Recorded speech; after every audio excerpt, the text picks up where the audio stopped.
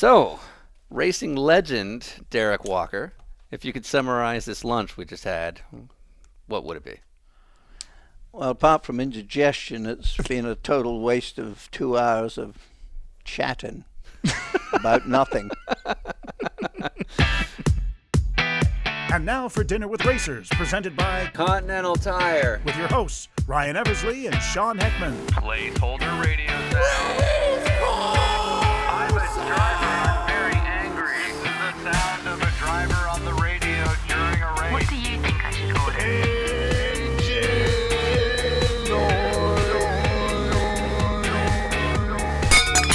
All right, welcome to Dinner with Racers. Yay. I'm Ryan Eversley alongside my co-host Sean Heckman, That's me. and we're on our giant cross-country tour coming to an end in Highway 75 here in Georgia. We've been on the road about 30 days, and we've gone about 8,000 miles across 20 states to bring you 27 dinners for you to then criticize us about.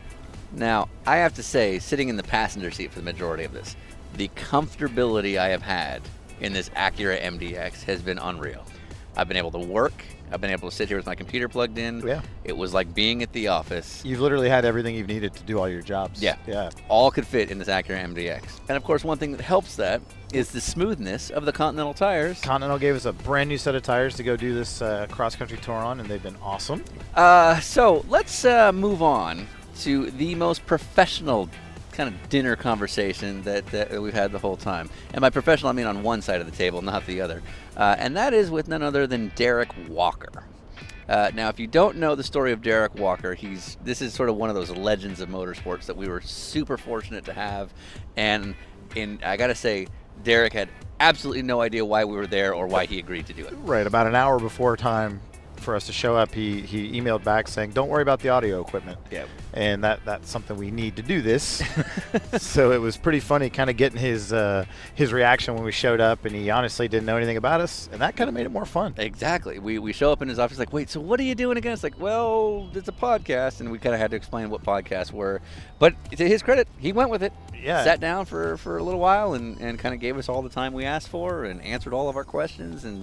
But anyway, so here's the background of Derrick Walker.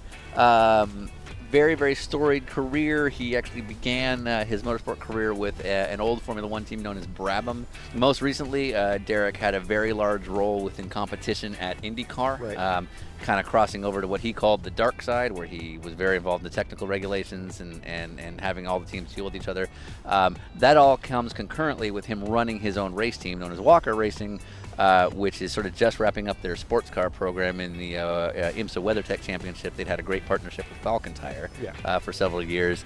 And before that, he ran his own IndyCar team for years and years and years, had a bunch of legends driving for him. All of that summarized in the fact that he is not a guy that's afraid to tell you where you stand.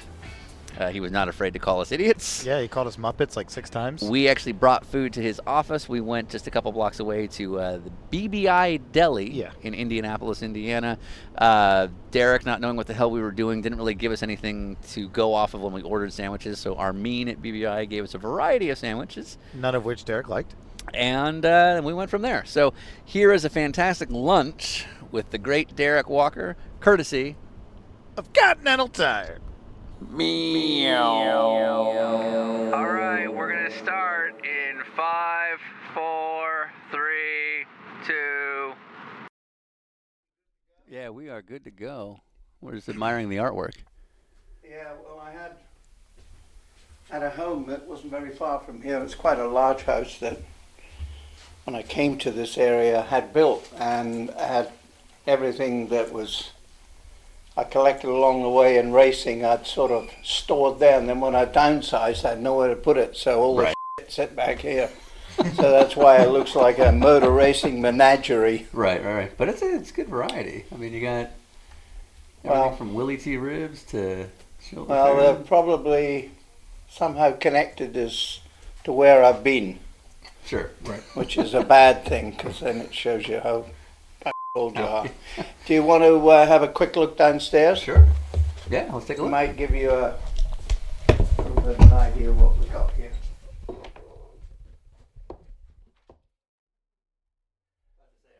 so distinguished only in so much as that we didn't win. Right. Well, not for myself, I didn't. I won for other people. That doesn't count. Because you had, let's see, so it was Fittipaldi in 94? Yeah. 95? And Goodyear. And then Scott Goodyear. Goodyear. That one had to be brutal Yeah, to well, have been that close. well, actually, the Fittipaldi one was worse in a way because we had Robbie Gordon in the closing stage of the race was leading the race. Right. And there was yellow, and he thought he had a puncture. Oh, that's right. And those days you didn't have tire pressure sensors. Yeah. So you had to listen. And so I basically just told him on the radio, it's your call. How would I know if it's got a puncture or not? It's your Right. call.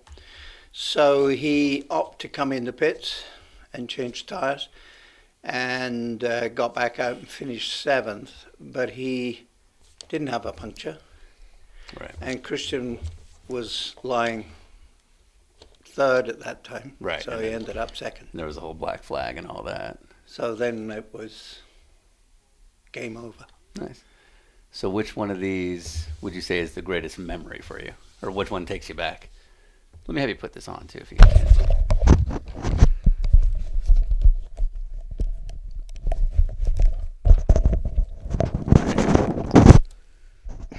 Can you hear us okay? What? Can you hear me okay? Unfortunately, I can. There you- Yeah, it's going to be a painful time. Yeah. So which one of these pictures takes you back the most? Every picture, as they say, tells a story. Sure. So each one of them, I can still remember Right. what was going on then. I've still got my faculties that I can remember. But they were in part a snapshot of 46 or 7 years in racing. Right. So Nice. they've all got a place, but some of them I wasn't going out to collect pictures of racing. It's just some Right. of them you got, or some of them were given, or some of them you thought, well, that's a neat picture, I'll keep it. Right, absolutely. So this Penske photo that we're looking at, are you in there? I'm not in there, but I was there. Right. I was on the other car. Okay. That was at Phoenix, and it was the first race for the PC6, as it was called. Right. So that was the first Indy car. Well, correct. It was the second Indy car that Penske ever made of his own. The first one, I'm ashamed to say, was a McLaren copy. Yeah. Can say that now. And this was the first actual thoroughbred Penske that was Right. raced in Phoenix that year. Wow. Is that Roger on the signboard?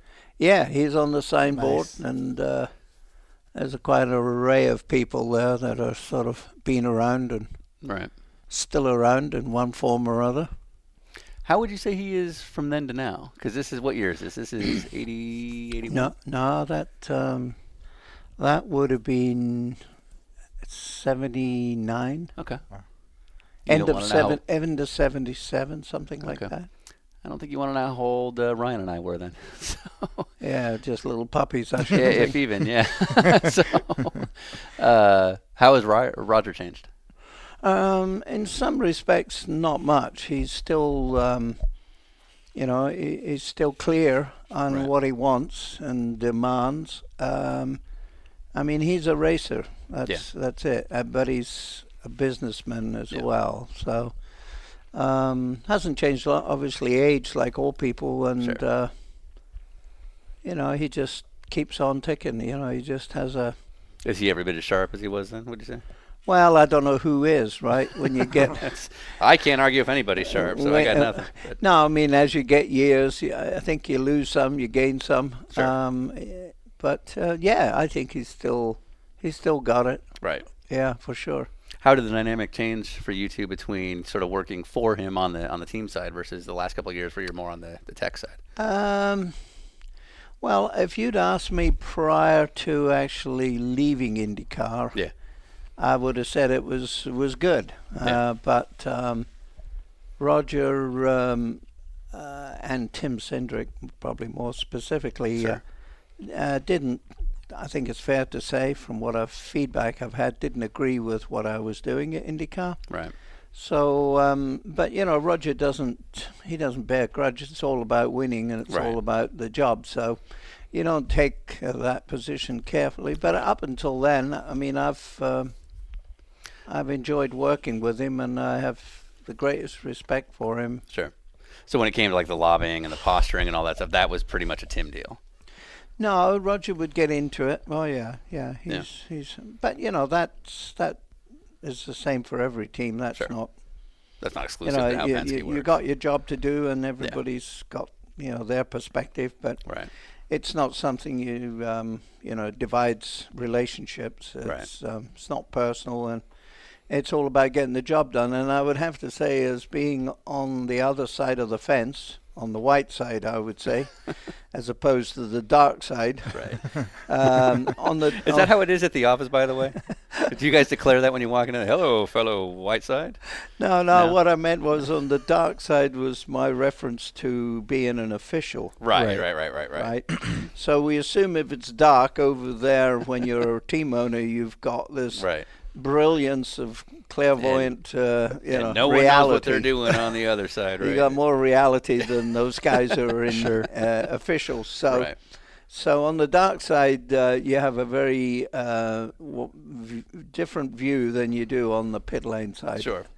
And that's where the great divide. The teams don't always see it from the overall point of view, and sometimes they do, sometimes they don't, and so vice versa. when you came in, that was sort of supposed to be why you were there, right? Was it you obviously, I mean, we're here at your shop. You ran teams for years. You still do. Yeah. So you get the economies. You get how it all has to be scaled. You get how it really works. So it's a lot harder to claim that, well, this guy doesn't know what he's doing, because you're in there doing it. Yeah, well, I would like to think I did know what I was doing, Yeah. and till somebody proves me wrong, I'll believe that. Right. But no, yes, but the problem is when you come from what you think the series ought to do, and when you get on the series side and you see how many different angles you've got to look at it from different points of view. You've got economics, you've got fans, you've got a lot of other parts that influence your decision making. That what appears from a team point of view is you just got to do this and this and this, and that's the way it'll need to be, and it'll be perfect. And it's fixed. It's never that simple. Right. But I don't think you could have fully that perspective until you actually work on the dark side. Have you ever? Go That's ahead. my defense. Till somebody proves me wrong. Have you ever been in an IndyCar fan forum, like on any of the any of the websites, racer.com or anything like that, where you see? Yeah, I've been bits and pieces, or I'd get my Muppet mate, Mr. Robin Miller, would send me questions. Please tell me that's how you address him in person. I do. Yeah. he's actually a good friend of mine, Sure. believe it or not. I believe it. We agree to disagree on just about everything, but no, I get a lot of fan letters, and he would send them to me, and I would answer. Right. So that I don't have huge exposure to fans, but I don't know if I really need to, in a sense. No, you don't. Because, well, not necessarily because of that. It sounds bad when you say it that way, but I'm still very much of a fan as I was 40 odd years ago before I got into racing. Right. Well, it's certainly not the money. I haven't lost touch with what a fan. Sure. I like to think. Well, no, the reason I ask is, this has been kind of a recurring theme for Ryan and I. We've on our road trip to around the country here is there are some very active fans, on the forum. So you read an article on Racer or IndyCar, and all of a sudden there's 35 opinions underneath it that are all solving the world's problems. And I don't know that it's always obvious how complex the issues really are. And IndyCar in particular has some very, very dedicated fans. And one of the things I would love to sort of get from you is we all know it's complex, but just sort of how complex is it? Because you've got everything from the Holman George family, who I assume has sort of their way of running the series or the way they want it. You've got what you think the series needs. You have teams who are very hampered by budgets in a time where it's even harder than it's ever been to get sponsorship. What are sort of the list of challenges if you put it out there? Well, we've got I think, a really great product. There's a lot of parts of IndyCar that are not broken. But I think we in the business, and somewhat the fans as well, we almost can't be proud of that. We almost have to break it up. We have to criticize it. We have to throw it in the trash verbally that it's not this and it's not that. Right. And I think the challenges are really all about how do we energize the fan base to really enjoy our product more than they do. And more people who aren't energized, the lost generation, as I like to call it, the youngsters that are not looking at racing necessarily anywhere. But how do we energize them to come to our business and want to be here, want to play, want to be entertained? Because to get them over brings the sponsorship, brings the relief, brings success, because it's really all about the eyeballs. Yeah. And so what energizes the eyeballs, I like to think, hasn't changed in 40-odd years, and it's the stars and the cars.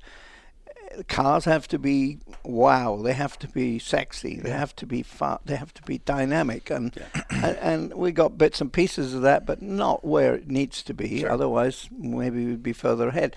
And the stars, there's such a difficult road. We don't build stars, or we let them wander around until they eventually go somewhere else or give up. And we need to build fans. So, but having said those simple principles, it requires money, it requires time, and IndyCar, no matter how good or how rich we think it is, it's not got unlimited resources to do it. And so it's like a vicious circle. The fans, if they hear about it and you bombard them with advertisement and excitement, they'll come and watch it maybe, and maybe they'll come back again and again and again. But you've got to have money to advertise and reach out to those guys. Until you get sponsors, you don't have real money. So it's sort of like a vicious circle. But, I think the one thing I have learned, and people may be surprised to hear this, because they probably thought I couldn't learn anymore, but I did. And that is, as I've come out of IndyCar, looking back at IndyCar, to me it seems very clear that we don't appreciate what we have there. It is actually, from the organization to the product, in spite of itself, it is actually damn good. I can look at a lot of other series that I think would be dying to have what they've got. The infrastructure, the people. I mean, it's not perfect, but I'll tell you what, it's not as bad as we make it sound in the business, which is sad. Yeah. What series do you think is getting it right now? Sorry? What series do you think is getting it right now? Well, I don't think any series is getting it right singularly. They've got bits that are really good and other parts that are lagging behind. There's the phenomena, if you like, of looking at Global Rally, and you look at some of the numbers in that and the millenniums or the whatever they call themselves nowadays. It used to be just young people before. Now they've got a title. So I guess I've got to call them by that. That's true. So it's obvious if there's any youngsters out there, they're going to stone me on my way home. They don't stone anymore either. No, okay. the technology arrows, has changed. maybe? Now it's up to spears. Yeah, spears, okay. Spears. Ooh, that was painful. No, I think if you look at Global Rally, and they've got some things that are really interesting that should make us look at it. But, that's... I don't know if you look at a Global Rally and you say, that's good, that's what we need. Let's have all these guys crashing into each other and tearing bodywork off. We need jumps in IndyCar. We need jumps at Indy. I think IndyCar's got to find its own wow factor. And it can learn from some of the lessons of other series, but it's still got to figure out its direction. And that's where leadership is key. I mean, we need strong leadership, a visionary leadership that is about today and what will energize the bunnies today. Right. One of the key arguments you always hear on fan forums or Robin Miller shaking his saber is part of that wow factor would be returning back to speed and really kind of going for track records and all that. And I've always assumed, beyond the safety side of it, that one of the big issues is the second you sort of get away from this sort of closer to spec category that we have now, that you're going to create an arms race that teams simply can't afford. But I don't know if that's necessarily true. It's just always been an assumption on my part. It doesn't just have to be speed. It can be just technology, right? Yeah. Can cause that arms race. Yeah. Oh, no, I think you definitely have to be very cognizant of that. But I think what is more important is, we do need that. How do we manage that? How do we do that in such a way that doesn't bankrupt this, and just let the runaway train go and put us out of business? Right. And that comes to plans, that comes to leadership. And, we're capable of solving these problems. It's just that we've got to look at it and say, well, let's not go totally spec because we think technology's bad and speed's bad. Right. Let's say we need some of that. How do we get it? How do we make Right. it happen? And how can we make that financially work? And that's not something that's easily to resolve. It takes years to evolve that. Right. But, I think it's doable. Within sort of the infighting, so to speak, where are most of the arguments coming from, in the sense of so-and-so is arguing, no, we can't afford to do this. So-and-so is arguing, no, we need to be going 240. Is there a lot of infighting on that sense, or is it just that no one really knows exactly what the right call is? Because I assume everyone's got an opinion. Well, yeah, and opinions are healthy. I mean, everybody should have an opinion, right? That everybody does. No, I think it really comes down to the sport has to, the governing body has to be the keeper of the keys. It has to be looking at all aspects and deciding how do you get towards the future. I consider myself very fortunate in the sense that when I was in Formula One, believe it or not, I worked for Brabham, and one day a little guy bought it over, and that was Bernie Ecclestone. Formula One back then was similar in so much as the team owners had a lot of influence, and they were more interested in going racing, getting money and going racing. That was their primary thing. There was not a group of owners that had a vision for how Formula One should be. It wasn't that. And it was migrating through the kit car formula, in the sense you bought your standard Hewland gearbox and your standard V8 Cosworth, and you go racing. You have a Formula One team, and you're worried about how you beat everybody.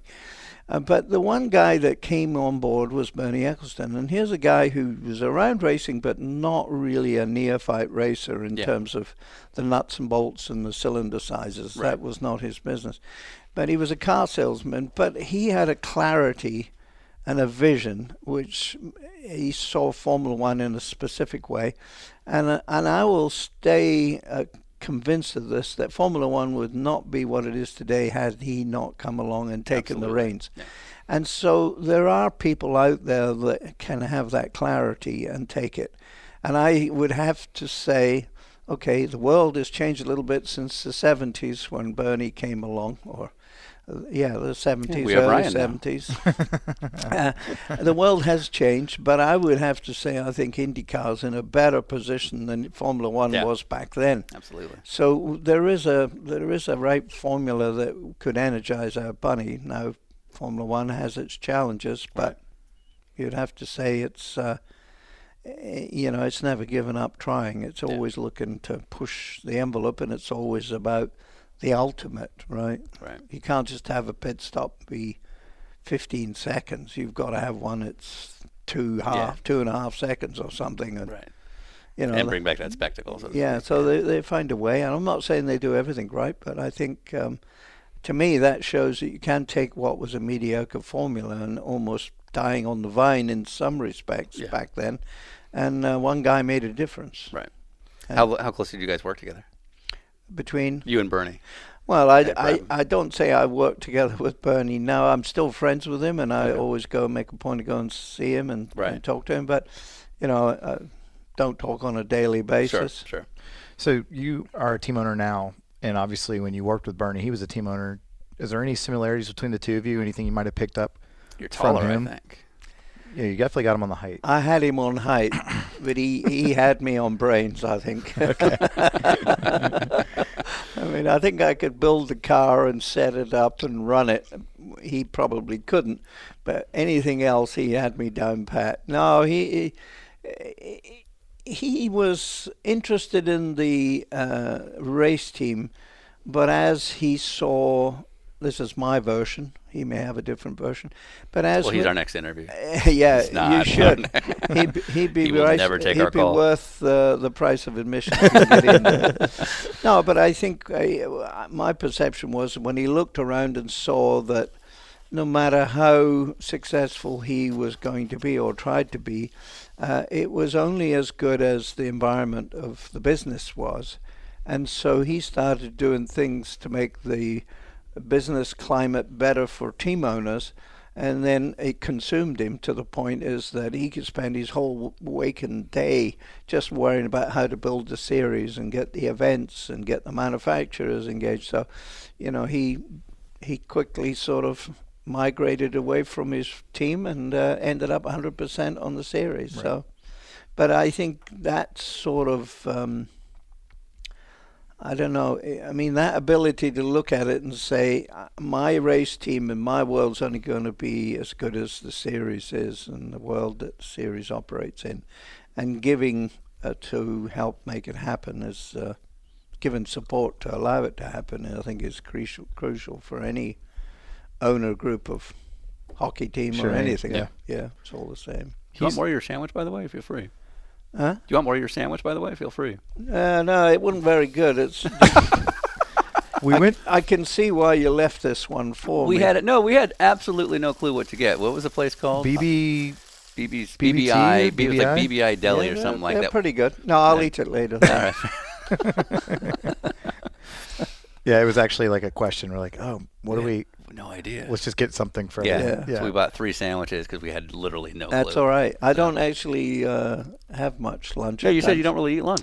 Not much, no. I mean, I con some friends and employees. I coerce them to go down the road to an Indian restaurant occasionally Nice. for lunch, and we have this buffet Indian. That's about the limit. Otherwise, I try to just lay low here and get slim. Only it hasn't worked yet. Yeah, me neither.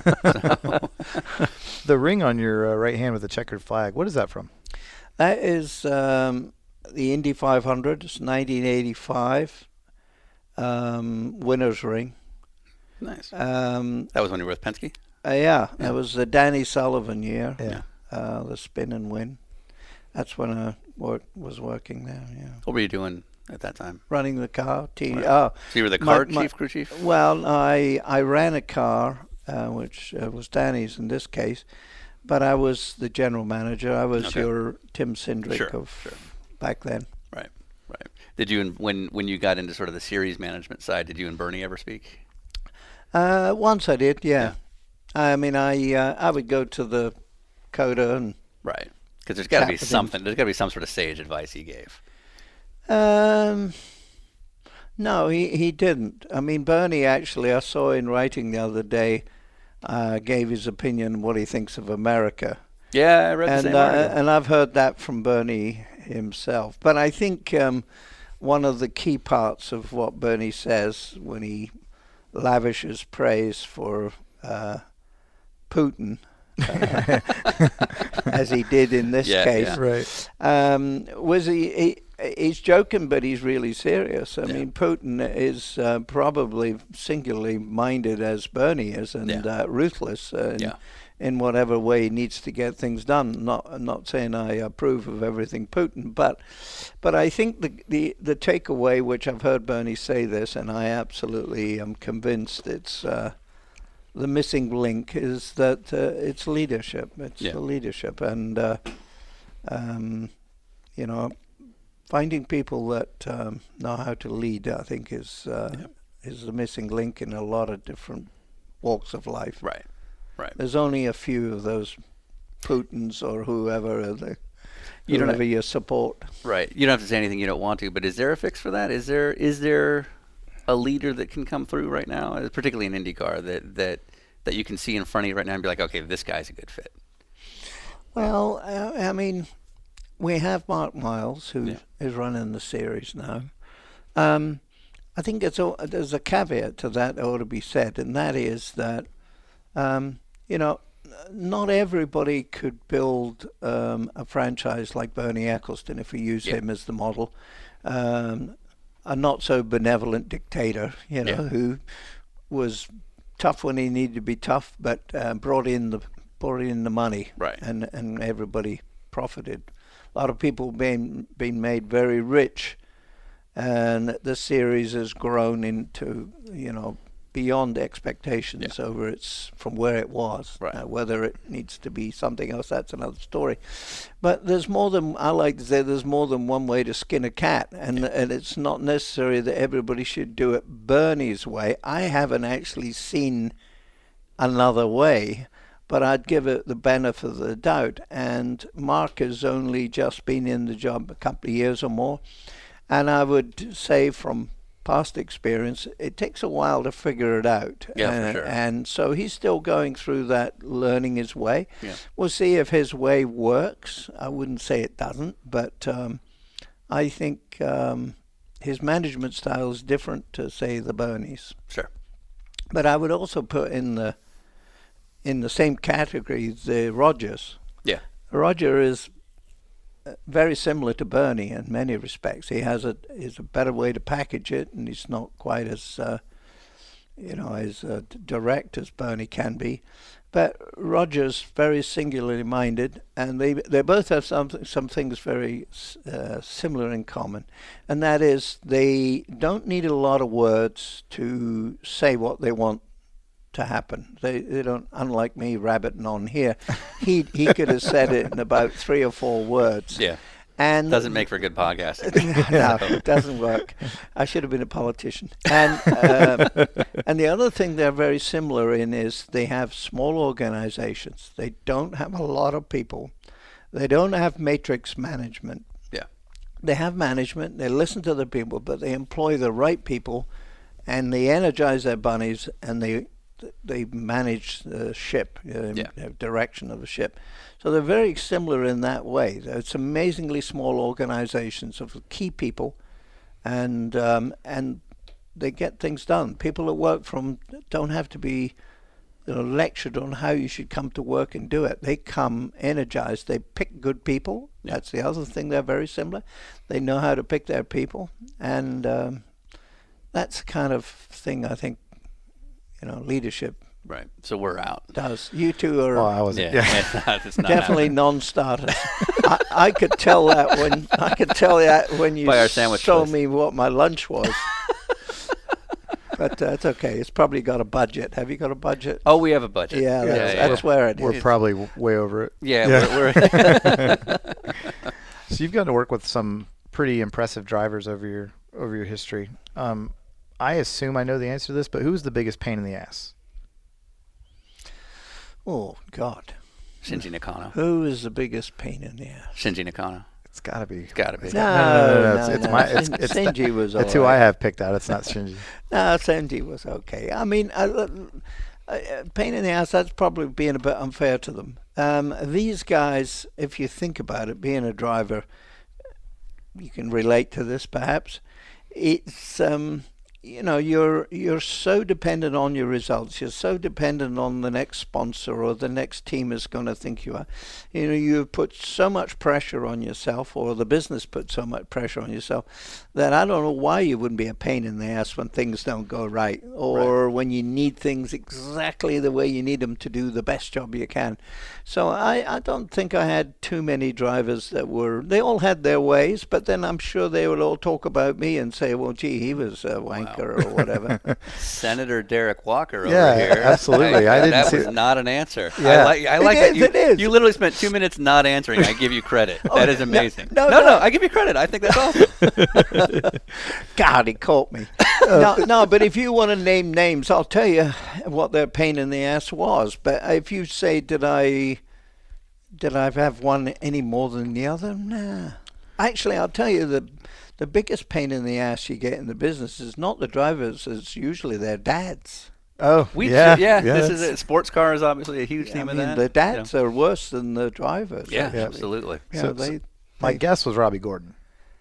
No, actually, Robbie. Yeah, Robbie. And I'm a was, huge Robbie Gordon fan, but I just assumed I've listened to his radio, especially in the Yeah. later parts of his career, and the NASCAR stuff, and then the Dakar trucks and things like that. And he's just so full tilt that I imagine he just, if something's not right, he lets you know about it really quickly. Yeah, but but the thing with Robbie is, and this goes for any driver, if you're a team owner, you see the talent, and it becomes the challenge to manage that talent so that you get the best performance as often as you can. And sometimes you can't get it, and sometimes the dark side comes out and you got a tantrum or two, or you tell them no and they do it. But I think if you have a respect for the talent they've got, you go nuts, you get frustrated with them. But I don't see that it was ever a point where I said we got to get rid of this guy. Sure. Yeah. Now some dads I said that about. Yeah, I believe it. We were just having this conversation because obviously Ryan and I kind of specialize in sports car racing, and Ryan, before he was driving for Honda, in many cases, a lot of times Ryan's co-driver would be sort of his employment. Yeah. And as Ryan and I have discussed several times, a lot of times it's not necessarily the kid that has to like him; it's his dad. Yeah. So very well. Dads are into it big time. But on the other hand, some of these kids wouldn't have got where they got if Dad wasn't into it. Right. So you get the bad. Yeah. But the dad will only see it from his kid's point of view, and no matter how you try to, and especially if the other driver in the team is doing better, then there's almost nothing you can say or show that would prove that your kid's maybe just off half a second. And they're going to argue all the good stuff is going into his car and all so that. From that point, it's but it is what it is. So was there ever a dad that you really got into it with? Oh, I'd had a few arguments with, yeah, definitely. Senator Derrick Walker once again. Oh, yeah. Shinji Nakano's dad. Shinji Nakano's dad, clearly. That was it. Why are we on Shinji? He's a good guy. Just because I wouldn't assume that to be the case. Exactly. It's like, man, screaming at you in Japanese. Yeah. Actually, I've got a not a trophy. There's a little car in that box. Yep. And if I bring it over, you could see. I could take a guess. Yeah, well. Is that an Australian Vineyards car? The dad. It's in Atlantics. Yeah, okay. the dad sent me a message, which I'll show you, which basically called me a scumbag, and then good. later on, sent a year or so later, nothing but admirations for me, and I hadn't done anything. There's just a. I mean, at the end of the day, if dads become too much of a hassle, they end up leaving anyway. And you look at it and say, well, missed the boat on that one, failed there.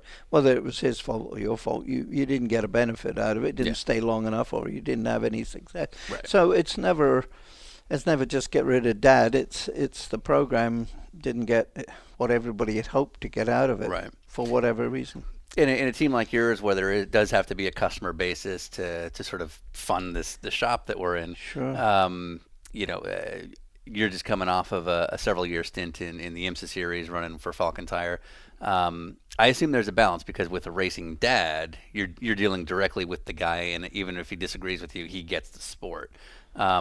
In something like Falcon's case, I assume, and I don't actually know, that you're dealing with more of a corporate structure, and maybe you're dealing with marketing people or business execs who are not necessarily racers per se. Yeah, it is different. The emotion is not there, which with a dad it is. Yeah. And it sort of blinds them from the realities you're telling them. Working with a company, particularly like Falcon, those experiences can be quite difficult as well. Yeah. Because on one hand, the tires are better or worse depending on the day that you're on, And depending on how you look at it, you say, well, if the car was better, the tires wouldn't be so bad. It would have Right. had some success Right. because it was a car setup or something. Right. And then when the car setup you think is fine and the tires burn up, then everybody's saying, well, the tires obviously junk, whatever. The good thing about the Falcon was, and there's two areas of Falcon. There's Falcon USA, which is the American marketing side of Falcon, and then the company in Japan, there's SRI, that makes Sumitomo Rubber, makes the tires there. So you're dealing with two different companies, basically. But I can honestly say in the 5 years we worked together, we always worked together. There wasn't finger pointing. I think the realistic part was this is going up the best, best in the business, whether teams or tires Multiple or engines. cars and the whole thing. Yeah, so we're one little team, and we've got a tire that can or could or did. You know? How was a sports car for you? Because, I mean, you're primarily known as an open wheel guy. Yeah. Was that your first venture in sports car? Well, actually, I started in GT racing many moons ago before I got into Formula racing. Nice. Where at? Well, I worked for a private guy who won a lottery and decided he'd Wow, things don't change. he would go racing. So he had a little racing company. It was anybody Sure, great. sure. But they had bought an Austin Healey Sprite, as it was back then. It was a specially made Sprite. It was an aluminum body they'd put on it to go to Le Mans with it. And so that was my first start. So I ticked around in that for a while and then gradually worked into other things. But no, the IMSA series, the GT racing, I enjoyed it. Yeah. I thought it was great. So actually, I don't see the difference between a GT and an IndyCar. Yeah, they've got different kinds of tracks, but the principle's the same. The dynamic is the same, and the team, how they think and how they work. We had several IndyCar people involved in this program. How is the business side different? I mean, a perfect example is it's very common in sports car because we have so few races relative to an IndyCar schedule. You'll have a lot of fly-in guys, not as many full-time guys. Is IndyCar a little different? Because obviously a lot of your guys are full-time and salaried, I assume. Yeah, that was. And that was an eye-opener for me. I didn't really think about it like that when I got the deal. Yeah. I had basically pitched Falcon 2 years before I actually did anything with them. Right. Because I was looking for work, and I saw them going around with this GT40. It looked terrible. Oh, right. Forgot about that. Their tires were really struggling, and Yeah. I said, I think, why don't we get a more competitive car? And so I made them a proposal, and then they said, oh, thanks very much, but no thanks. We've got a local guy. We're going to go with him. We're going to buy a Porsche. And, okay, fair enough. So I'd forgot all about it until one day the phone rang, and Falcon said, can we come and see you? So they flew here the next day, and sat here in front of me and said, we want to bring that program to you, and can you run it for us? And so it was a 1-year deal, and I said, yeah, sure. And then about a week later, a truck turned up with this big pile of shit. Really, it was just a monster. I mean, obviously the relationship had fallen apart between team and so they packed everything they had. They didn't want and sent it or whatever. I don't know, but it was pretty challenging. So we opened up the truck and went, oh yeah, but no. But then I realized the contractor, and to learn what GT needed, we need skilled people, and they don't all live in Indianapolis. It's almost so. You have to look at fly-ins. But over the 5 years, I changed it so that I had at least probably up to 50 to 60% was based here in Indianapolis, full time. Okay. Wow, that's not as common. Really. You'd mentioned that it took about a couple of years of nurturing that for it to finally come into something. And I assume for these kind of budgets, that's probably a realistic timeline of how things kind of cultivate. So, here we are in October, kind of figuring out what's next for Walker Racing. And I assume that's one of the big fears right now is that, we're not necessarily sure what your future holds, and it takes time for any of these sort of things to gestate. Yeah, very much so. I mean, My mistake, if there is one, and there always is, Yeah. when it comes to me, No, not over here. we've got to We don't blame make somebody, and I think I'll have to take the blame. No, No, when you I can was blame Sean. Yeah, I take a lot of blame. yeah, well, It's I'm blaming for the sandwich. I'm not sure I can blame him for anything That else. was Sean's fault too. That was my fault. Actually, well, it was Armin at BBI. I was like, all right, we got a dude. He's from the UK. I need your 3 most generic sandwiches you got. I don't know what he wants. And this is what you got. That's See, all right. Like a PR guy. See how I shifted the blame? You didn't put it to me though. No, I didn't put it to you. I Okay, blame yeah, somebody stop that can't pointing defend at me. himself. That's if you're a good PR guy, you have to blame the guy. That's Well, not I'll tell you two some advice, if I may Absolutely. give you some, because I'm First a you little should older. shave. Is don't give up your day job. Stay out of catering, will you? Stay out of catering. I think the catering world is safe. Yeah. So Like about a month from now, we'll read a press release like Walker Racing to take on catering for all North American sports cars. ours. Yeah, well, if I could do it, I'd We- love to try. We actually met, and this is why I knew this would be a good podcast. We met a year and a half ago at Long Beach. I was part of a video crew for Jim Hancock. We were doing a little video on a driver that was trying to do some promotional stuff, and we'd never met, and I'm just a camera guy with my business partner Jason, and we walk in and we're not like 1 foot in the door. And you yell at Jim, "This is the best you could do?"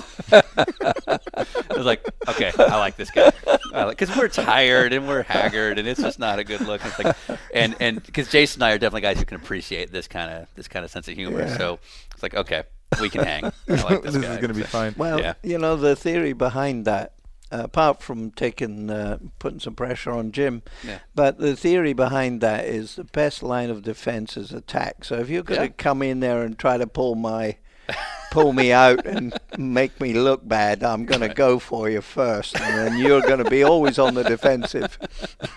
It works. Good job. And obviously, I didn't do a good enough job Yeah, because because you now came we back. snuck back into your You office. came back. Exactly. Got a bloody microphone and a whatever. And when we walked in, you didn't even know what a podcast was, correct? Or you really had never been part of something like this? Yeah, I have. Okay.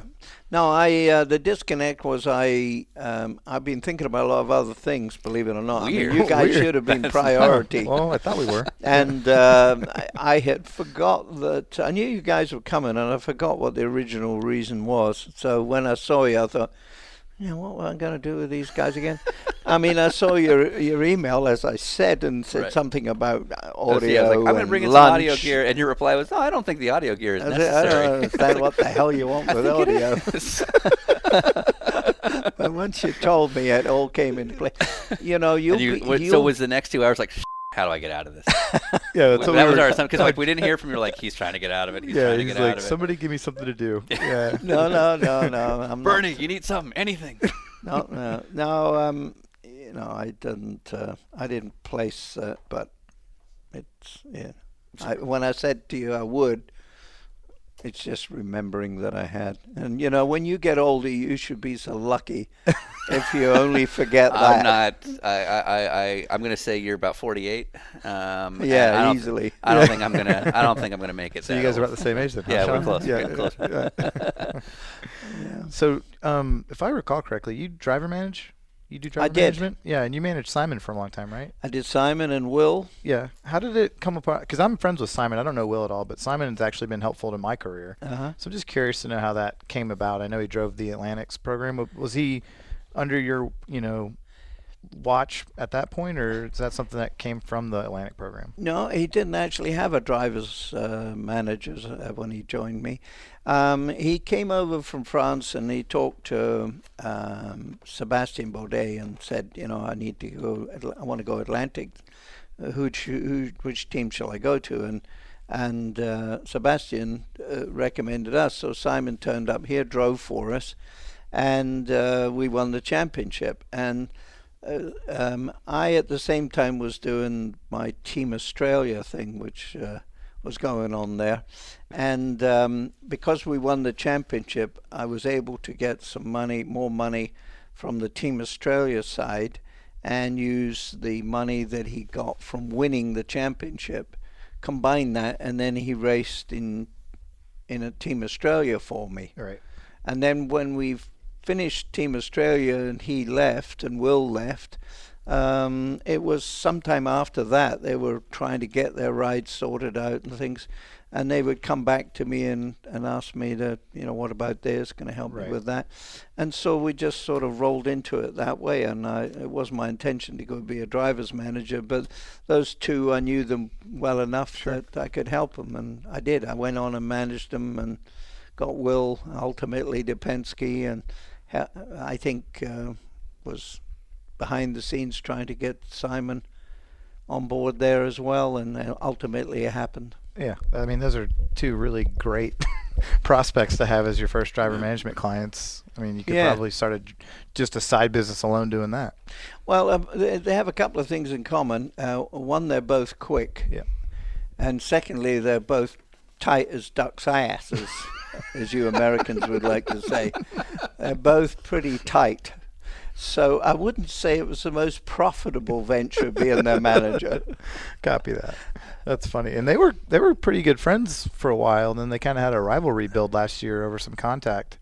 Yeah, I think they've always had that rivalry. Yeah. I think that's one thing about a driver that's really quick. When he races with other drivers, he soon knows who his real competition is, and then it's not that they hate him. It's just that they realize this is the guy that's got the capability to race me hard. Right. So there isn't a lot of pally, no, after you. You Sure. can win this weekend and all. Right. No, it's all about keeping everything close to your vest, and in one team it's hard for them to do that, but they're just fierce competitors. Did you get any say in the Falcon Girls?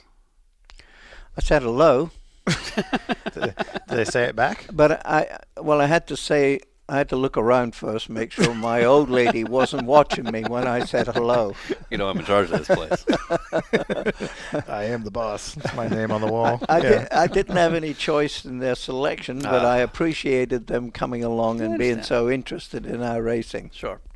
Fair enough. Well, I don't know how much we should keep talking about Yeah, Falcon Tire. But one of the things I think about, with the size and capacity of this shop, this has kind of been a recurring theme we've talked about with several of the personalities we've met. But I don't think it's known how many time wasters exist in this sport. In the sense of somebody beyond us. He's like, He's really? like looking right at me. He's like, do you know what the word irony means? When you say after you, including me, or No, you so two? But has there anyone that's really taken you for a run that sort of, you get that email or that phone call like, hey, I got this company and they're on the line for millions and millions and millions, so let's go get lunch. I want to come see the shop. And you go through 3, 4, 5 meetings, you take them to the track, and it turns out they were full of crap the whole time. Yeah, they get lots of them. Yeah. How common is that? Oh, very common. Yeah. More so common in America. Yeah. So it's not as common in Europe. Not my recollection from Really? it. No. I wonder if that's. No, I think people underestimate what it takes, and they underestimate the reasons why anybody'd spend millions of dollars in racing. And they always think, well, this company is, a very wealthy company, and it'd be a great fit for them to have their name on a race car. In reality, that's a kiss of death to actually think that way. Yeah. What you have to think of is, a business reason why they'd want to do it, and whether it's getting them business to business or whether it's giving them exposure that they wouldn't otherwise get in baseball or whatever, or some special reason for doing racing. You're wasting your time. But it's I used to say to raise $1 million, and I'm not a salesman, so it took me longer than most. But I was always say to raise $1 million in racing, regardless of what you're trying to sell it to, it takes about a year. Yeah. And 99.9% of everything you go after goes nowhere. Yeah. So it's huge rate of no return. Right. So it's one of the most difficult things. But if you think about it, it's pretty obvious. For somebody to spend millions in racing, they've got to have a damn good reason to do that. And just saying it's advertising is not enough. Yeah. Because when you say advertising, these companies say, oh, yeah, advertising. Okay, well, wait a minute. How many people watch your sport? Right. if you don't have the eyeballs, you don't have the multiples, they're not going to do it. Well, especially in the year 2015, For that it's reason. so easy in the advertising world, I believe, in 2015 to say, okay, well, here's my budget, and now with things like Google AdWords and some targeted internet Yeah. campaigns, you can really go after the exact demographic you want, You which can hit your spot. makes it a yeah. challenge. So. Yeah, so it's one of the more difficult parts of being involved in racing is Yeah. obviously finding the money. The legend has it that Penske was one of the first, during your era, was one of the first to really understand that sort of trackside corporate culture. You know, you bring 50 guests to the track, you give them the special jacket, and they feel like they're part of the team, and now it's worth something to them. Well, he did, but on a very small level. I think the ones that really did it was Neiman Haas. Really? Yeah, those were the ones that I thought they did it even better than that. They would see an ability to go after companies that were involved with their sponsor that they were going after. So they'd show their sponsor a way to squeeze somebody who wanted their business to put the money into it to be on the car. So they'd try to find ways to use their leverage with all of their suppliers to pay into a marketing fund that they benefited more than anybody from. And you know, Target was the copy of that, but it was Newman Haas that did that. Penske was very much more, very corporate, but not on a mass scale did he bring along. He'd bring them along for the Just key a few events, people, sure. but you know, he wasn't necessarily, you know, squeezing them in that way at an event. Where he would get them was when it came to business, when it came to something that they were doing for them for in their other companies. Then he would sell them on the idea that you know, they can be involved with the racing, and because they wanted to be involved in Penske, it was an easier sell, and the success was sort of almost guaranteed. Right. So it was a, you know, a pretty easy deal, and they got business. You know, they got business out of it. Penske would Sort of look made it at work. them as one of their partners. Looking around, there's a recurring theme I see in a lot of your posters and on your finger is Indy very specifically. Is obviously it's Indy, so it's special to anybody who loves racing, but it seems like that has a particular kind of bearing on this office. Am I wrong? I don't know. Yeah, it was. I mean, I mean, with the exception of a couple of them here, which are Formula One. Once I went to work for Penske in Formula One, and then he stopped after a year. Rather than go jump back into the Formula One pool, I decided to stay with it because he wanted to build his own Indy car. And I really did. I thought, well, that's the best way to go, is to run the shop that was building the Indy cars and focus on the manufacturing side rather than try to get back into racing. And so it was only because I would fly back and forward to America to look at the Indy cars.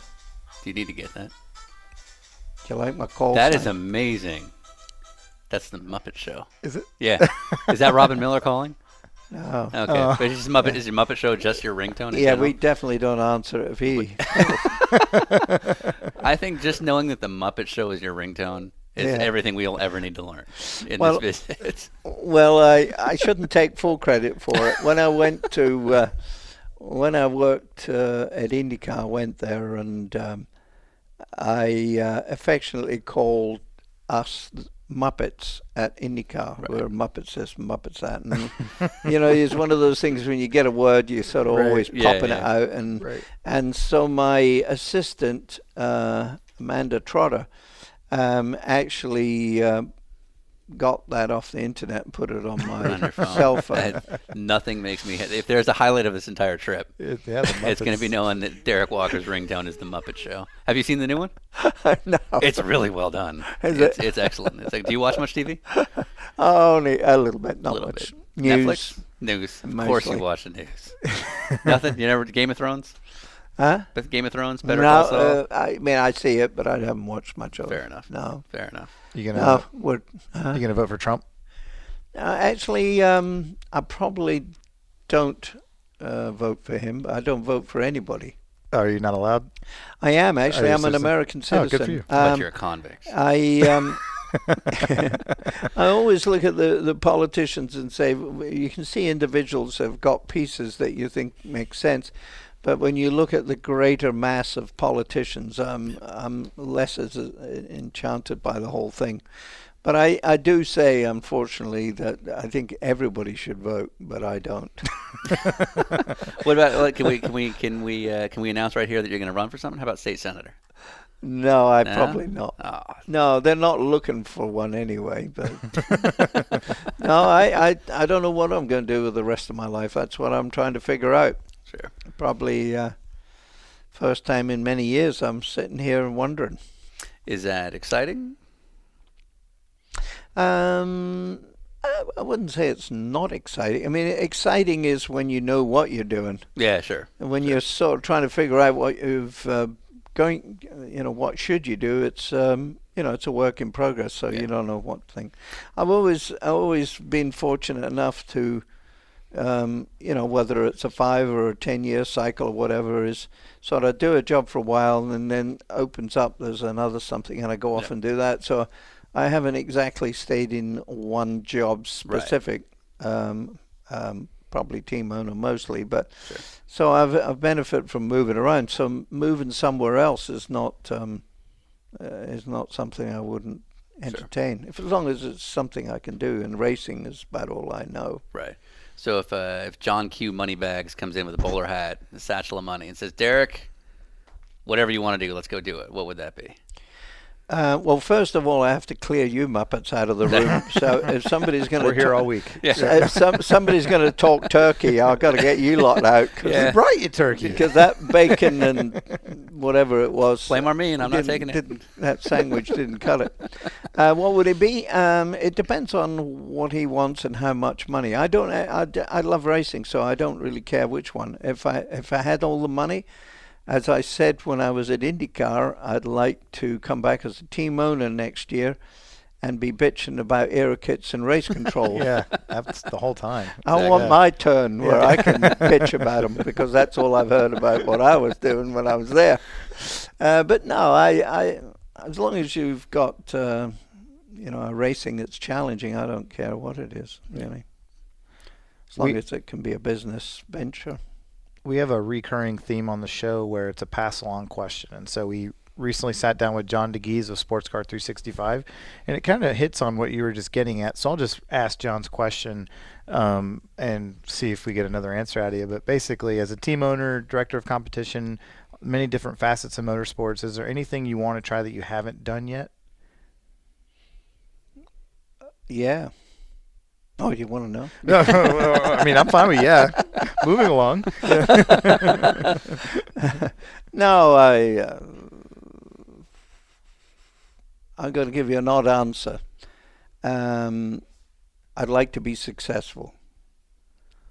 I've done a lot of things. He's looking around the room. Pretty good to me. No. I mean, they're successful to some extent, but not totally.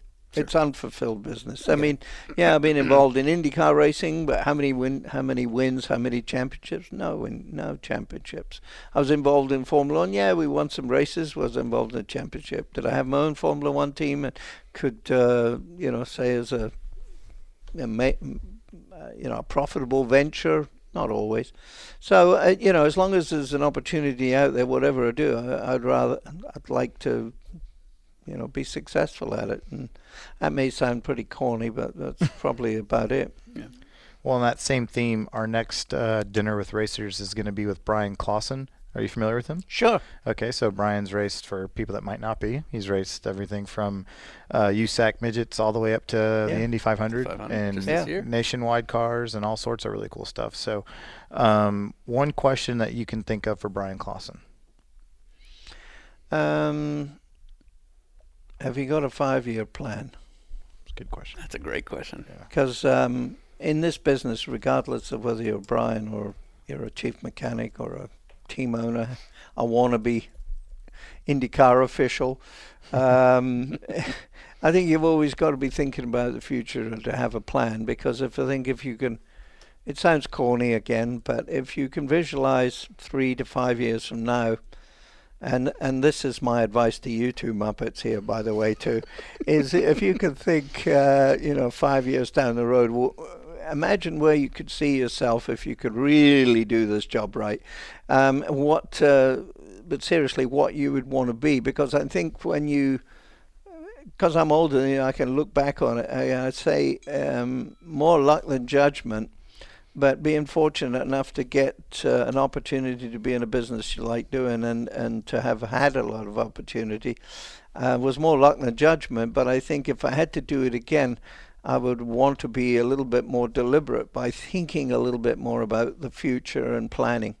Because when you visualize where you want to be, I think you start programming yourself to work towards that. But if you just take life as it comes, then sometimes you end up with no sponsorship, like me.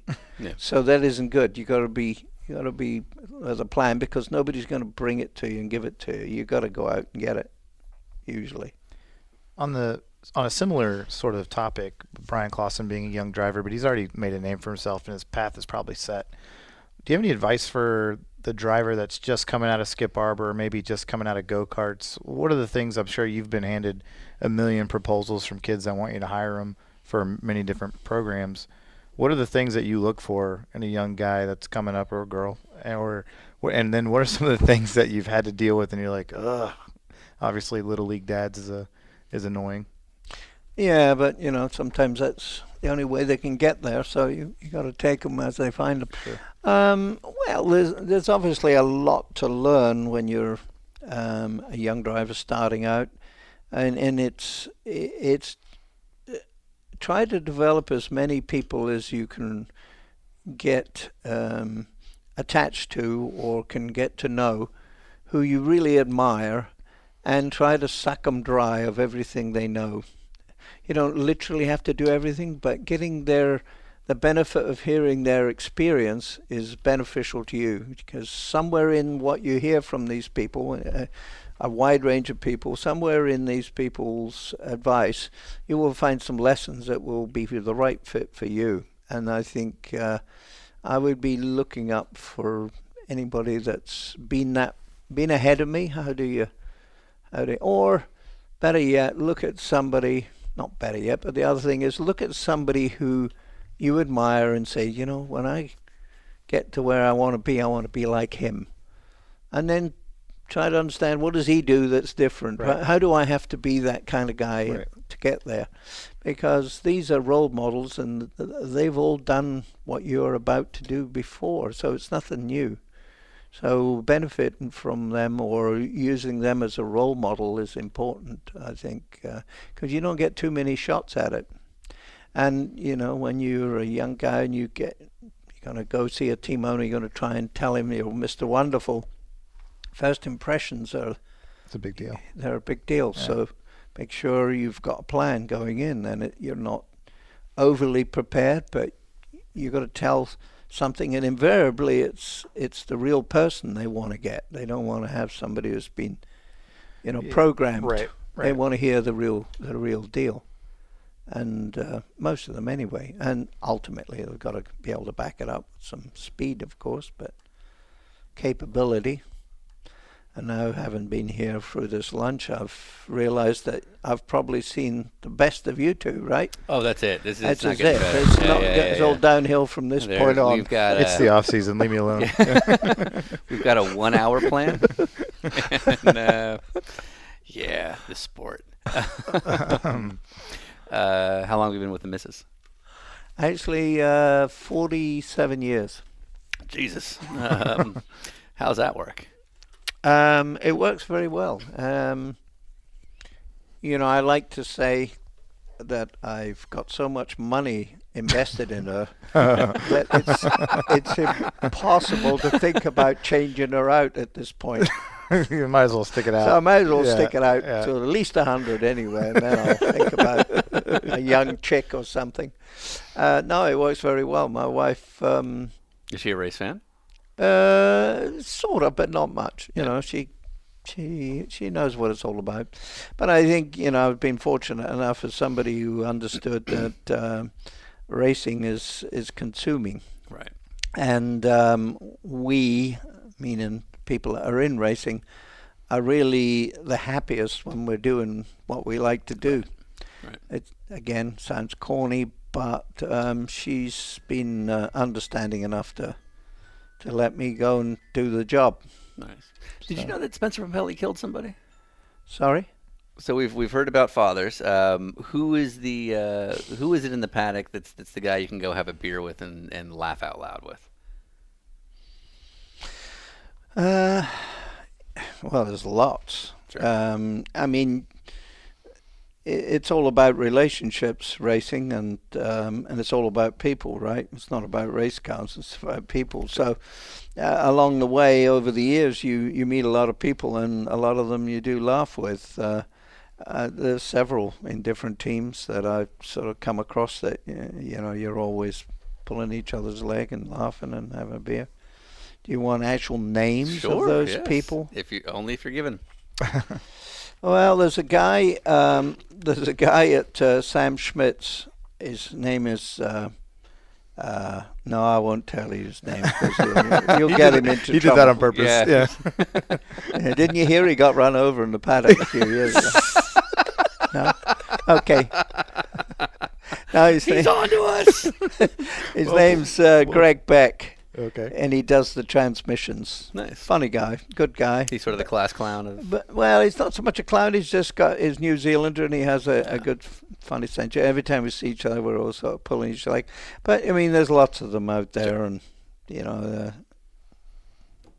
of them would be necessarily happy if I went and exposed them, because then their team owners would say, "Well, it looks like you're a laughing stock." Sure, well, especially just you're not such doing the job huge, quick enough.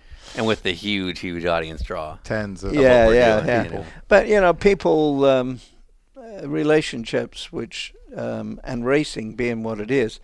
Talking about that, though, I will make a comment on that. Is if you ask me back when I started and what it's like nowadays, the atmosphere and the camaraderie, if you like, it's changed obviously over time. Back then, as we all say, back in the old days, they were always better than they are now. Of course. And they were in some respects. Back in those days, the biggest thing was practical jokes. I mean, you would get some real corkers that would come up that people would do, and people would laugh their head off, and there was the rivalry between teams, but there was always this sort of humor part. And work back then, to work all night was a given. I mean, you had so few people. The Brabham team, for example, if we had the total team, it was maybe 10 or 12 people, total team, and most of them drove the trucks or went to the races and built the cars and repaired the cars, and working all-nighters would take the sting off anybody's humor. But there was a lot of humor back then. There was a lot of practical jokes, as I say. Nowadays it's much more business-like, and it's sort of the corporate mold, the corporate look and everything the way it is, which I think, is a good thing. But with it, I think it's gone a lot of humor, I think, than what we used to see back then. Sean knows a thing or two about parody. None. What do you mean? Sean's kind of the known media guy in sports car racing for funny videos and things like that. So that's kind of how we were able to get this together. Yeah, that's actually how this got funded somehow. Yeah. You mean you're getting paid? No, that's a stretch. We have a travel budget at least. This has been a road trip for us. We 'Cause started in Atlanta and We started the day after Petite, Yeah. basically. Yeah. Yeah. We drove all the way to San Francisco and back. Yeah. And we're still still have talking. 4 more days. We go Well, if you, I'm not saying this because you're sitting here, but I wouldn't do that, because then you'd give you a false sense of importance. But no, we're not worried about that. far be it from me to do that. But I always think in racing, there's so many stories behind the stories. Yeah. that never get told. Right. And that's what I find one of the most interesting parts about the racing. You see a result and you never really know how it ever got there or Yeah. what actually happened, you Right. know. And sometimes you always think, well, that those experiences and those events come and go and they're lost. Yeah. Nobody ever or thinks about asking, well, gee, what happened then? Right. Or everybody is sort of got a gag order on it for whatever statute reason. of Yeah. limitations run out or something. I know nothing about that either. So it's a shame. There's there's a whole lot of racing that never gets told. Well, I would say also one of the interesting things is, in the modern era of social media, fans now have access to what a driver or team owner thinks before it's ever been out there. And from what we've looked into, you're not terribly active on social media, correct? Like there's not a Derrick Walker Twitter. I try not to be. Can we make a Derrick Walker Twitter? Can we please? Just let us, we'll just He's run it like, for yeah, you. I'm sure you could. What would I do that for? How much are you going to pay me? Oh, there you go. Well, there it Oh, goes. smart Okay, guy. yeah. He gets okay. it. He gets it. Yeah. No, I mean, I don't really feel like I've got much to Twitter about. Oh, but we do. And the irrelevance of that sort of format, to me, is fine if you're a certain generation doing a certain thing. But for me, at my stage in my game, I'm not sure twitting around is really... You have like real things to do. Yeah. Well, also, the definition of twit for me is something different than it is for you millenniums. Well, nearly. Maybe not. Yeah. All right. Well, I mean, a twit, where I come from, is not complimentary. Yeah. No, I understand. You change one letter, it becomes a whole other thing too. But no, I think it's good for those who want it, but it's not something I've participated in for I'll just say obvious it, reasons. We could change your world right now, setting it up. We could do it. I actually have a Twitter. Oh, do you really? Yeah, but I couldn't tell you how to use it. Or Did somebody set it up for you? Yeah. Who did it? Elizabeth Power, or Elizabeth Cannon is her I name. don't know. Will Power's wife. Oh, yeah, okay. Yeah, She worked here. Yeah. In fact, when Will came, she worked here, and Is that how they met? yeah, that's how they All met. right. Do you Look get at a cut? No, I didn't. No percentage on that? Well, they were very fortunate that I didn't fire the two of them, because we have house rules that you're not allowed to, mix with the talent. And those two were an entity. We're and talking I was about Liz as the talent, right? Yes, Yeah, clearly. definitely Yeah. Will wouldn't be that. And I think I was the last person on the team. It became a bit of a joke. I was the last person on the team to find out that they were an entity going out together. But, it is what it is. Well, but they're It still worked out around, all so right it worked in the out end, okay. yeah. Yeah. But yeah, Liz, Liz was telling me about a certain person's Twitter. You ought to see what he's writing and writing. I said, well, I can't see it. I don't go on that thing. Well, I'll set you up. You can go look at it. So she set it up, and I've never tried to even figure out. Right. But they keep sending me, you might be interested in this, and I keep getting all these things. I keep Friends, you should meet. zapping them and keep coming back. I'm actually looking at the Derrick Walker Twitter page here, and do you know what the last thing he tweeted was? No, it wasn't me. I believe it's a picture of this helmet, and it says, I have Robbie Gordon's 94 Indy 500 helmet. If he doesn't come back, I'll use it for the 500. Oh, Elizabeth did that. Yeah, Okay. yeah, Nice. yeah. I've never touched it. And then the next, the post before that is a picture of Starbucks out looking at an ocean on the beach. Yes, Oh, when I go down to Florida, that's all I do is Oh, look at the do you- beach. Do you go down there on vacation or just? No, I have close? I have a condo down there. Where about? It's like halfway between Fort Myers and Naples. Okay, right down there. I mean, I don't go down there much, but I do, and so I think I sent that to her, and she put it on Twitter for some reason. I can't remember. What now. year was that? It was last year, 14. Oh, okay. Your very first tweet. Any idea? Any clue? Not a clue. It's a quote, and it says, "Never put off tomorrow what you can do today." Oh yeah. Is that That's one of mine. Is that a regular one? Yeah.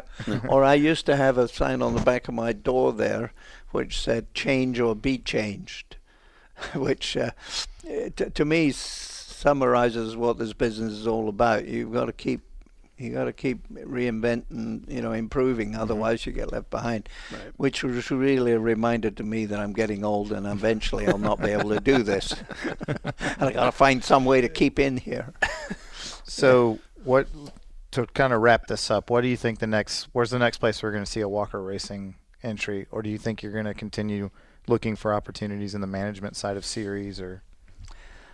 Well, I'd like to think I could do both, because I have, at the moment, competent people. After all, I went away for 2.5 years to run competitions and operations in IndyCar, and we still continued on, and we won a race, and so I have good people. So I'd like to stay in GT racing with that group of people because it works.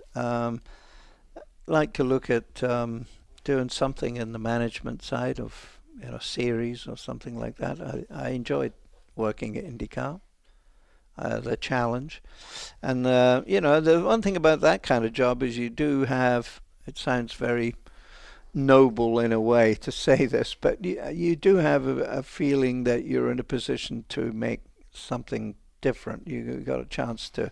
You can't make dramatic change because change costs money, and you got to go understand fully before you make a change. But you do have a feeling that you're in a unique position that gives you an opportunity to maybe make a difference. But it takes years. I wasn't there long enough. Right. I was still trying to figure out where the restroom was over there. It's in the parking lot. Which some people say, well, good job he didn't find it. He might still be here. So, well, if the funding comes through we expect this to be such a huge success for us that there will be a season 2 and we'll be making tons of money. So here would be my suggestion: Dinner with Racers podcast season 2 with Ryan Eversley, Sean Heckman, and Derrick Walker. And you go on the road trip with us. You can drive the bus. Sure. Yeah, we don't have a bus. We do don't have a bus yet. But we that's will. The plan. We expect. We're going to get around to talking terms soon, right? Sure. The sandwich wasn't enough. We do anything for money around here. The food's free. Yeah. Well, I'd try another approach. I'm still carrying this bacon and lettuce tomato sandwich around with me. It hasn't actually digested. It's still down there. Talk to the guys down the street. Armin, that's his. Armin, yeah, BVI Deli. He was the guy. No, it's all right. We'll let him off the hook. I got nothing. Yeah, cool. I think we're good. So, anything else you want to throw out? Well, what are you two gonna do with the rest of your life? You got a plan? I'm not aging well, so I don't expect I'm going to last Sean's much 5-year longer. plan is don't die. Yeah, I think but that's not looking good. We throw like a company Christmas party every year. We do a big go-kart thing, and we give out T-shirts to all of our customers. And in our 3rd or 4th year of business, our T-shirt said our 401k is death, which is pretty much that's the plan we're on right now. So. Yeah, membership card for death. 5-year plan. That's a good. Like when I was listening to you describe why it's important. I mean, I obviously am constantly thinking about my future because I know I have a limited shelf life, and that's kind of why I wanted to do things like this, like the podcast, and I do social media for Continental Tire. In fact, when I get done with this on Sunday, on Monday I fly to SEMA and I spend the week, this is the 3rd year in a row, covering SEMA for Continental on all their website and Facebook and Twitter and all that stuff. And I'm trying to build a media, background so that when racing does end, I can either hopefully go into commentary or production for events or something along those lines, because I know at any moment it can come to a screeching halt, but as long as I can interact with people, I think that'll help me have some sort of income. So anything's possible if I take my own situation for example. I mean, I didn't start life as a team owner, so obviously along the way it led me here, but I think, and honestly say, I always sort of had something I wanted to do, and it eventually sort of happened. I don't know if it was luck or judgment, but it did. It used to be a 5-year plan, but nowadays it's actually a 3 years. It's a cycle. Things change so much. I'm not sure you could predict accurately 5 years. Right. Whereas back when I started, 5 years was a very realistic number. But a 3-year is an easier one to visualize and accomplish, because if you look at what could happen in the next 3 years, and really ask yourself, this is part of the psycho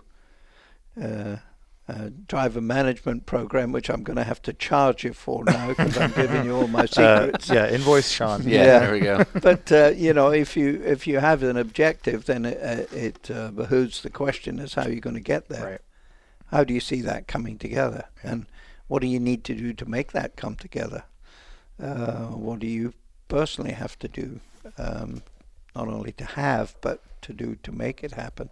So that's sort of nothing trick about that. But if you're really thinking that way and really focusing on that, accomplishing that, you'll be surprised what actually comes out of it. Right. But 3 years is not that out of reach. That it should be something everybody should do, whether you're That's absolutely right. doing racing or not. And the other thing, being older, we'll get really heavy now. I assume you're going to edit most of this out, but as you get older, sounds again very obvious, but you realize that the best years of your life are all about preparing yourself for the worst years of your life when you get older and you can't do it. And so you better have done it early enough so you can, and you better have stashed away. Those little squirrels are running and putting things in hiding places, and they're not that dumb. They put it away for a rainy day or Right. snow or whatever. Well, we as humans in our years from, I don't know, I'm going to say it's earlier than that nowadays, but I would say from your 20s to your 50s are really the years that you should be stashing it away or positioning yourself so when you do start coasting a bit, because you can't keep that pace up all the Right. time, that you've got yourself ready for that, and you're not still having to keep that speed up and Sure. burn yourself out sooner than you. Obviously, I never did any of this. That's why I know that I screwed up. Well, you could sell off some of the stuff in here. You'd be okay. Yeah. I don't know. It's not worth very much. Robbie Gordon's helmet sitting right there. Yeah, well, Robbie's never going to hear this, but he'd be like, hey! you gave it to me, right? I got a Rick Mears and a Danny Sullivan. Oh, you're Yeah, good. that's awesome. Yep. That ought to get me some money. Yeah. That Dan Clark hat. Yeah, that was the only thing Dan gave me. If I didn't know him, if I didn't know Dan was English, I would have said he was Scottish. He's a tight little mother. I like We that. should just do like a one-word, Okay, just one word on each of these guys. first thing you think when I say this name. Willpower. Speed. Simon Pagenaud. Talented. Robbie Gordon. Impetuous. Wow. I like that. Yeah. Sarah Fisher.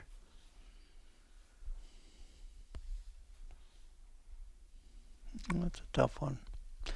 A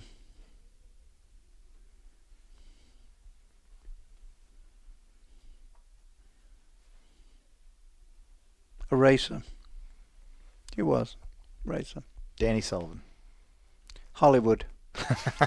That's excellent. Roger Penske. Success. Al Unser Jr. Alan Jr. Unfortunate. Wolf Hensler. Also a racer. I was hoping you'd say German. No, he's a racer. About I Graham love Hill. him. About Graham Hill. Funny. Yeah? Believe It's that. very comical. And he could drive as well. Funnier than us. In a much more mature way. I mean, That's pretty good. yeah. No, he was a funny guy. What about Tagliani? Nervous energy. Yeah, that's good. Yeah, that's spot on. Shinji Nakano. You're determined to bury this I little know. sucker, aren't you? No, not at all. I just find it fun. Nice guy. All right. I like Sinji. We don't want to keep you too long, but that is, I remember that win, the Portland one with Gilles de Ferran. That was one of my favorite races of all time, Yeah, where he got on the slicks right at the, at the very end. Was that your call? Was that his call? my call. That was your call. Well, actually, it was again, that's one of those stories behind the story. Yeah. Is Because where this is Portland, I think, 97. the last year of Goodyear, that's the last win. That's right. Goodyear tires. because it was Portland, it was raining, and then it went dry, and it was one of those things where, it was the track was kind of dry, but no one was on slicks just yet. And Do you want to know the real story, or do you want to Yes. put your version? no, I would like to know the real story. Yeah, shut up, Sean. I'm out. I'm out. Actually, it had nothing to do with the rain. Huh. We started up front, and we were running fairly quick, and the Goodyear tires would drop off, and so we were fourth or fifth, and the Firestones were taken off, and tires were losing so much, and I asked engineer or whatever at the time, Bill Pappas I think it was, is when do we stop? And so it was a long way off, and I could see us just going back and back, and so I said, well, what's the point of us staying out? Why don't we stop early and take on new tires and get ourselves out of sequence? So we did that. We got out, and so we got new tires, and we were out of sequence from everybody else. And then when everybody else was coming to their pit stop cycle, we were Cycled through, yeah. we were on our thing, so we pulled out a gap, and then ultimately it all came our way, and we benefited from it because if I'd stayed on it, we weren't getting the mileage to go as far as they could. We were losing miles, and our tire life was so bad that we were losing speed. So to get the mileage, we'd have to go even slower, and we would end up never catching them. So the only way to do is to go out of sequence. We didn't know they would all work out that way, but that's how it did. Nice. So it was more. I can tell you another one in Teo Fabi at Mid-Ohio. In the Porsche. The Porsche, we won that. And that again was a story behind the story, which was, comes in for a pit stop, plugs in, there was a screw up and the fuel had pulled out too soon, and off he goes, and he's lapping like really good because he hasn't got enough fuel in. Nobody else knows we haven't got enough fuel. So the question was, do we come back in and stab it and suffer with it later on, or we just try and pull out a lead? And so, because everybody else is working on their strategy to save the fuel, they're capped at their speed, and we're going like, Italian dogs down the road with Teo driving, which he could drive really well when he got in the zone, and he had the right. So car's lighter, and we're not going to screw about fuel mileage because all we want to do is get the next pit stop and get back out in the lead, and that's what happened. They thought we had some marvelous strategy, but it really wasn't. It was the fact that the thing went out and it wasn't full. And so the car was lighter.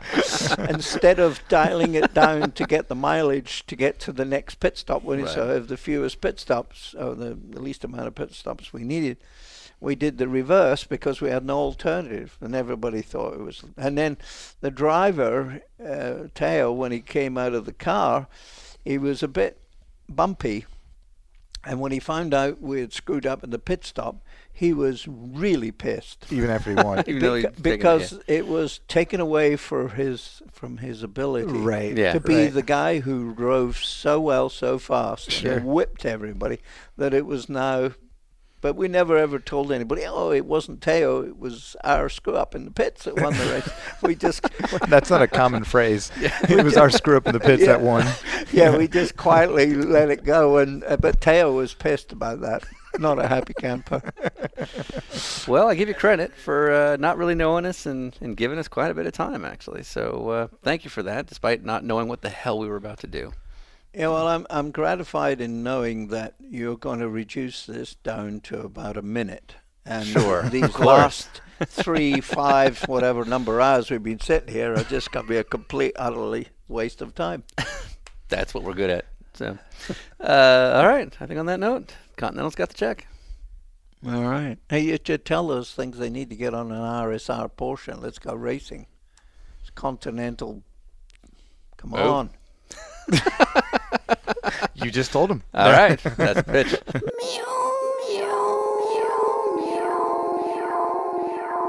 I'm finished. How awesome is Derrick Walker? My buddy Marshall Pruitt gave him the best title. We've all heard the expression master of puppets. Marshall refers to Derrick as the pastor of Muppets, which I think is very apropos. So, all right, nothing more to be said. I will close this one out with another song from Citizen Cope. Here's a song called Healing Hands, also available on iTunes. Enjoy. I will never forget your healing hands, my love. Although my heart has stopped, swore I'd given up. Well, I will never forget your healing hands, my love. You gave me daylight, you gave me sunlight.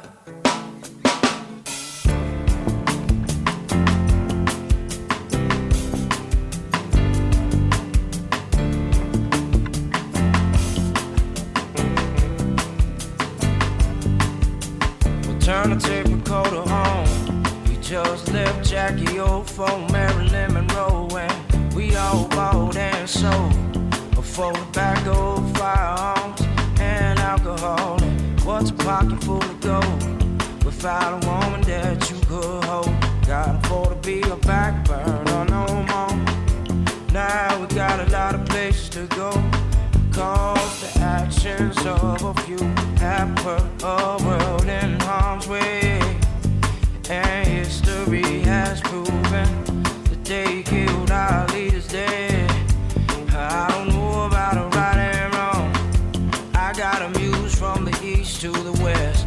All I know is if I never said it before, I'm gonna say it with my last breath. I will never forget your healing hands, my love. Though my heart has stopped, I swore I'd given up. I will never forget your healing hands, my love.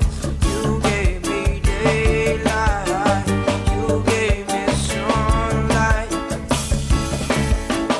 Find something you could sell, set your own trail, have a ball and a bailing, buy a ticket out of hell. Not as far as I could tell, very well, Bubba, I'm a bust out tail.